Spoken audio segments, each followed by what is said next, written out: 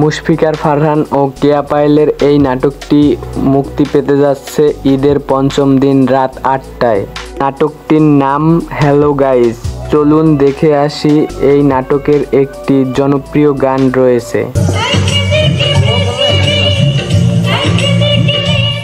তো গাইস, আপনারা সবাই এই গানটি হয়তো আগে শুনেছেন। কেয়া পায়েল ও মুশফিকার ফারহানের নাটক ভালো লাগে যার তারাই কমেন্ট করেন শুধু।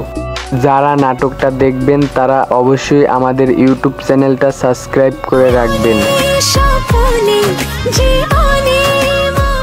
তো ঈদের পঞ্চম দিনে নাটকটি যারা দেখবেন, নাটকটি ভালো লাগলে অবশ্যই একটা কমেন্ট করে যাবেন। নাটকের সবথেকে ভালো একটি জুটি মুশফিকার ফারহান ও কেয়া পায়েল।